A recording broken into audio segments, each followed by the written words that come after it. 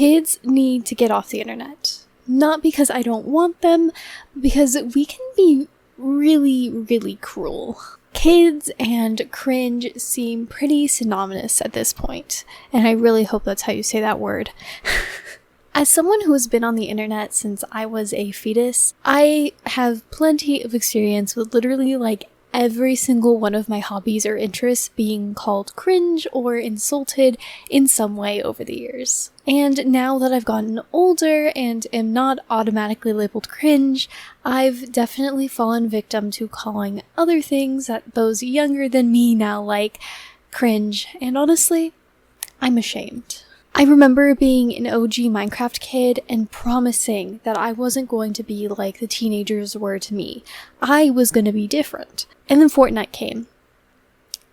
And I made fun of them for it. Kids are always at the center of cringe culture, and I think it's kind of like instinctively, we kind of know why it's there, but let's dive more into it to also see some of the negative effects, some obvious and some not, that it could be having on them, and had on us. Kids tend to lack a lot of shame, alright? They just kind of go for it. They don't really know social etiquette or what they should or shouldn't do based off of like social things rather than just like, hey, don't push kids off the slide.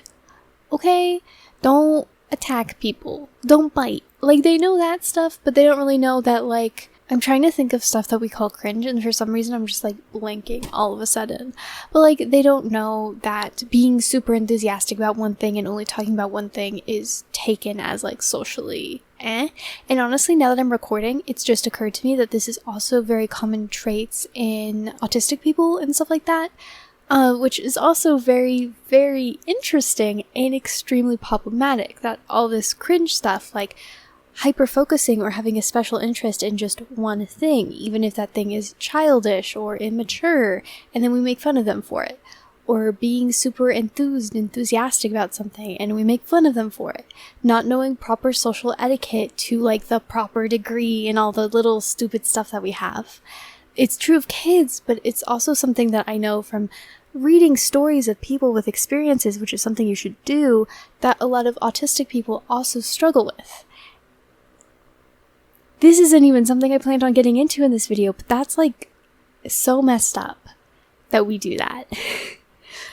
So hey internet, if you don't want to be super hateful and a bad person, stop participating in cringe culture. There, I said it. Back to the original things that I intended on putting into this video.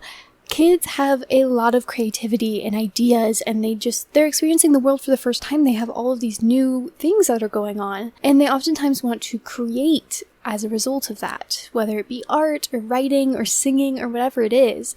They want to create these things. However, because they are very young, they oftentimes don't have the skills to back up any of these ideas, and so it kind of falls flat and isn't the best thing in the world, or even like up to a standard of quality. And so it is very easy to make fun of that because it's kind of just quality.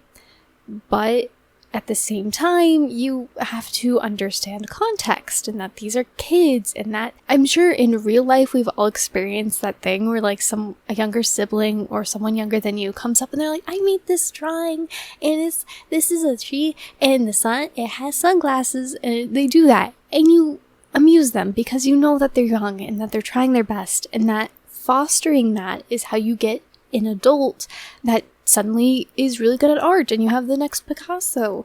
Or you just have an adult who is confident in themselves and trying new things and embracing creativity. Whereas if you stomp those things out when they're younger, then it can lead to a lot of anxiety and fear when they get older, which seems to be a very common, although anecdotal, experience with many people who experienced cringe culture as children. I forget the exact quote. Did I write it down? Of course I didn't. There's a quote from someone that says that the creative adult is the child who survived, or something along those lines. But the idea is getting at the fact that most children are made fun of in this way, and it's only being made worse because of cringe culture. So many people can be affected in such a easy or small action that then that creativity is stomped out for them forever. And children and a lot of their lack of brain development also gets into the perpetuation of cringe culture. I, as a teen, am going to come out and say it. Cringe culture is largely perpetuated by teens, and teens are still children. We ain't fully developed either, my dude, okay? We're a little bit older, we're a little bit more mature. In a lot of aspects, yes, we are more mature and older, whatever. But in a lot of ways, we are still children, and we are still young, and we are still learning about the world and how we should treat other people. When you don't have a fully developed brain, oftentimes you don't really know how to think for yourself. And this is fine when you have responsible adults thinking for you, your parents or whatever. There's a reason you can't vote until you're 18. However, online, oftentimes it's just some random people or some teenagers decide, yeah, I have this idea.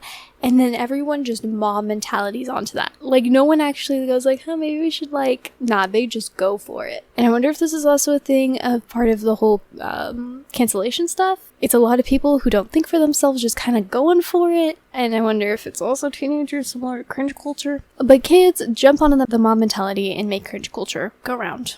Damn it, I made a cringe joke in my cringe culture video.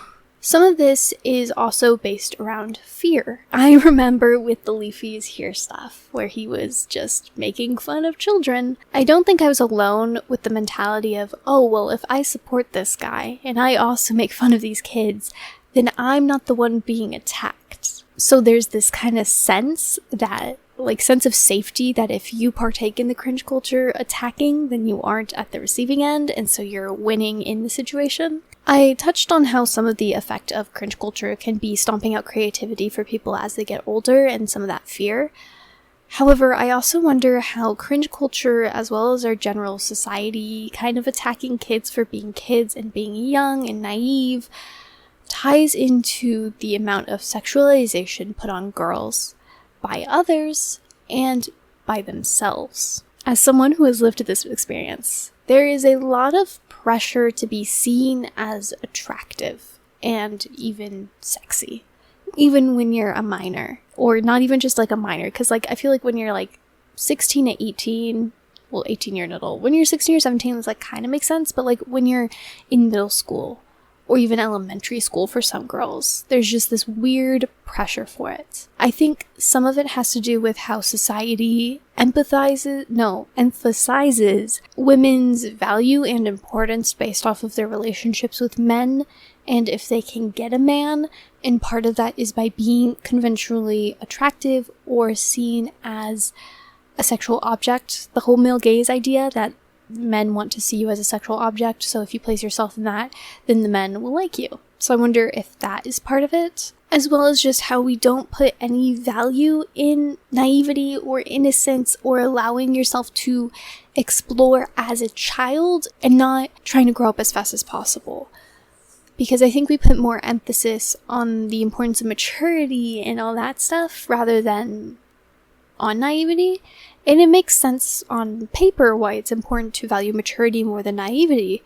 However, I think it is leading to not very well adjusted adults into the rampant sexualization of girls. When you don't allow yourself to just be a child and you grow up way too fast, you find yourself in very dangerous situations that you are not equipped to deal with because you are still a child no matter how much you try to grow up faster. It can lead you to not experiencing those things when you're a child and then feeling parts of that missing when you're older, or wishing that you could go back and not realizing what you had, or just there's so many dangers to it. And I wonder how it is affecting us nowadays and how different the upbringing is from previous generations and how that could be leading to some of our mental health problems and just different things like that. And this is a lot more speculative, but I'm definitely drawing from conclusions of what we can see. So take everything with a grain of salt, but then also let it marinate in your brain and do some thinking. And it's definitely a scary outlook or future, but I think that's also part of why we need to talk about it. because it is something that could be very negatively affecting us and our children. And so we need to talk about how to fix it, or if it is a problem, and just all those different things. So yeah, let kids be kids. And that means being cringy and innocent and naive and partaking in things that are just loud and colorful, blah, blah, blah, and not sophisticated and mature. And that's okay. If anything, that is more than okay. It is really, really good. So let kids be kids. Okay, bye. I just have to do it quick and fast, and then, like, comment, and subscribe. It really helps me out. Boop, boop, boop. There we go.